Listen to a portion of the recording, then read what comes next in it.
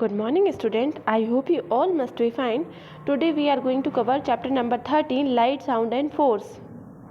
इसमें हम light, sound और फोर्स के बारे में पढ़ेंगे। तो लाइट क्या है? लाइट क्या है? एक तरह से फॉर्म है एनर्जी का। Light is a form of energy that enables to see object, जिसकी वजह से हम किसी भी ऑब्जेक्ट को सी यानी कि देख पाते हैं।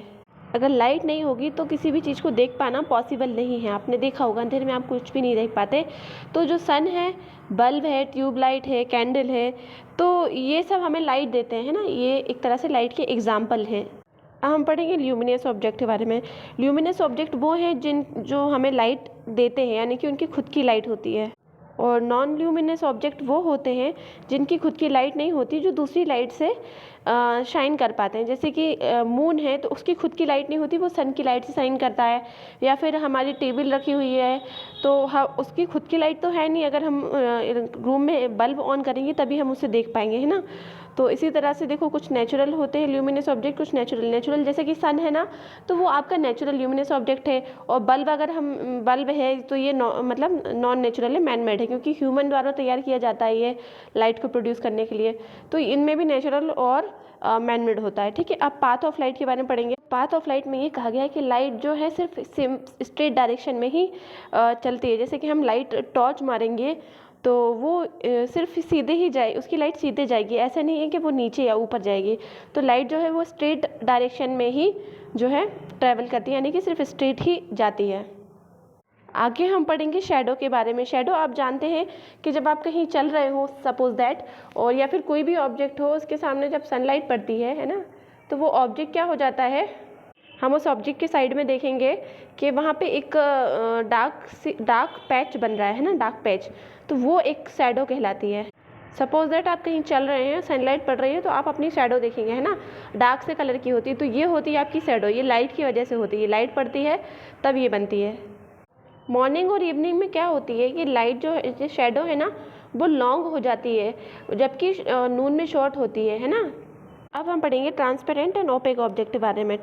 ट्रांसपेरेंट ऑब्जेक्ट वो होते हैं, जैसे आपने देखा होगा एक ग्लास होता है ना, ग्लास, कांच देखा होगा, तो उसके थ्रू जब हम उसे सनलाइट के सामने रखेंगे तो लाइट जो है दूसरी पार जाती है ना, जाती है ना, तो लाइट जो है ट्रैवल कर पाती है उसमें से। ये ट्रांसपेरेंट ऑब्जेक्ट देते हैं जिसमें से हम क्लियर देख सकते हैं एक तरफ से दूसरी तरफ, है ना।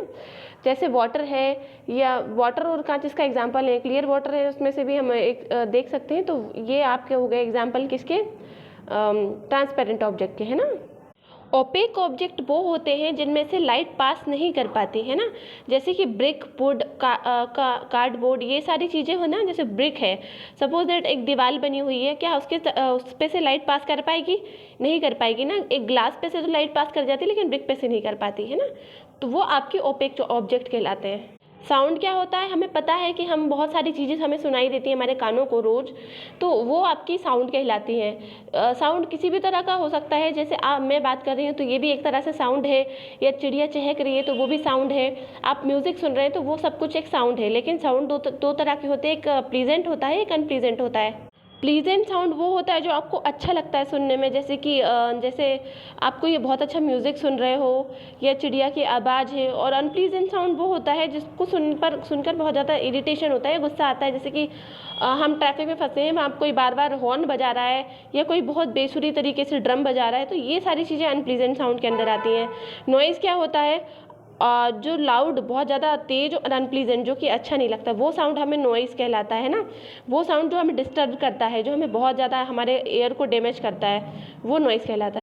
आगे है हमारा फोर्स। फोर्स का होता है, फोर्स का मतलब पुश और पुल करना।